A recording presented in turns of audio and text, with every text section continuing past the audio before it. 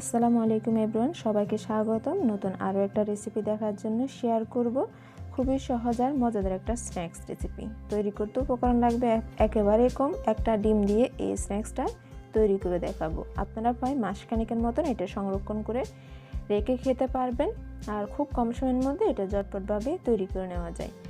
সকাল বিকেলের নাস্তা অথবা বাচ্চাদের টিফিন কিংবা অতিথি আপ্যায়নের জন্য খুব সহজভাবে এই স্ন্যাক্সটা তৈরি করতে পারবেন। আমি 1 কাপ পরিমাণের আটা নিয়ে নিলাম, হাফ কাপ পরিমাণের সুজি দিয়ে দিলাম, স্বাদ মতো লবণ দিয়ে দিচ্ছি, সেই সাথে 1 চা চামচ পরিমাণের কালো জিরে দিয়ে দিলাম। এখন এই শুকনো উপকরণকে প্রথমে মিশিয়ে নিব। মিশিয়ে নেওয়ার পর এর মধ্যে এখন দিয়ে দিচ্ছি 1 টেবিল চামচ পরিমাণের তেল, একটা ডিম। আমি এখানে নর্মাল রান্নার তেলটা ব্যবহার করলাম। এখন এই সবগুলো উপকরণকে খুব ভালোভাবে মিশিয়ে নিচ্ছি। একটু সময় নিয়ে কষলিয়ে মিশিয়ে নিতে হবে।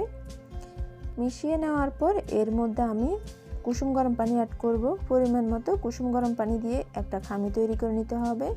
একেবারে সফটও হবে না, আবার একেবারে শক্ত হবে না, তবে পানিটা একটু কুসুম গরম হতে হবে। এটা কতটা সফট করে মাখিয়ে নিলাম দেখিয়ে দিচ্ছি। এখন আমি একটা রুটি বেলে নিব। আপনারা একসাথে বড় একটা রুটিও বেলে নিতে পারেন অথবা ছোট আকারে কয়েকটাও বেলে নিতে পারেন। আমি অল্প পরিমাণের প্রথমে মিশ্রণ নিয়ে একটা রুটি তৈরি করে নিচ্ছি। আর রুটি তৈরি করার সময় অল্প পরিমাণের আটা দিলেই হবে, তবে অতিরিক্ত আটা দেওয়া যাবে না। হালকা পরিমাণের আটা দিয়ে এই রুটিটা তৈরি করে নিতে হবে। এটা একেবারে মোটাও হবে না, আবার একেবারে পাতলাও করা যাবে না। আমি কি পরিমাণ রাখলাম সেটা দেখিয়ে দিচ্ছি। আমার রুটি তৈরি করে নেওয়া কমপ্লিট, আর এর পুরুত্ব কতটুকু সেটা দেখিয়ে দিব। দেখেন, এখন আমি একটা কুকি কাটার সাহায্যে এটাকে কেটে নিচ্ছি। আপনারা ইচ্ছে হলে ছোট বয়মের মুখ অথবা আপনারা যে কোনো সাইজ অনুযায়ী এটা ডিজাইন করে নিতে পারেন। যার যার ইচ্ছে অনুযায়ী জাস্ট এটা ডিজাইন করে কেটে নিলেই হবে, অথবা একটা নাইফের সাহায্যে এটা কেটে নিতে পারেন। আমি আমার পছন্দ অনুযায়ী এটা এভাবে কেটে নিচ্ছি। আসলে খুব কম সময়ের মধ্যে ঝটপটভাবে যদি বিকেলের নাস্তা তৈরি করতে চান তাহলে এই রেসিপিটা ট্রাই করতে পারেন। খুব কম সময়ের মধ্যে বাসায় থাকা এই কয়েকটা উপকরণ দিয়ে এটা তৈরি করে নিতে পারবেন। ছোট থেকে বড় সবাই অনেক পছন্দ করবে। তাছাড়া এটা তৈরি করতে একেবারে চিনির কোনো প্রয়োজন হয় না।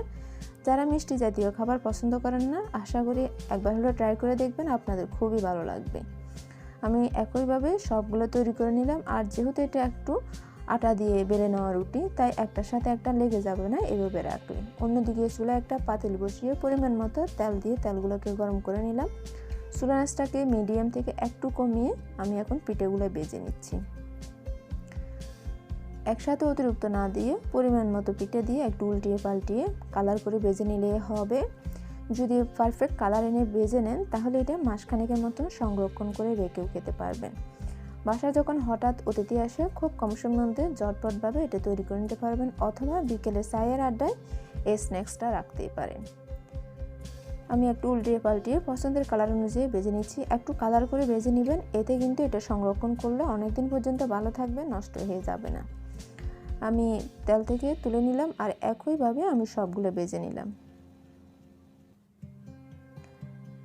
কত সহজভাবে তৈরি করে নেওয়া যায় এই মজাদার স্ন্যাক্সটা। আর যেসব উপকরণ দিয়ে তৈরি করলাম, সবসময় আসলে আমাদের বাসায় এইসব উপকরণ থাকে, তাই আশা করি একবার হলেও ট্রাই করে দেখবেন। চেষ্টা করলাম সহজভাবে রেসিপিটা দেখানোর জন্য। যদি ভালো লেগে থাকে সবার সাথে শেয়ার করে চ্যানেলটি সাবস্ক্রাইব করে সাথে থাকতে পারেন। হাজির হব অন্য কোনো সহজ ও মজাদার রেসিপি নিয়ে। ততক্ষণ পর্যন্ত সবাই ভালো থাকেন, সুস্থ থাকেন, নিরাপদে থাকেন। আল্লাহ হাফিজ।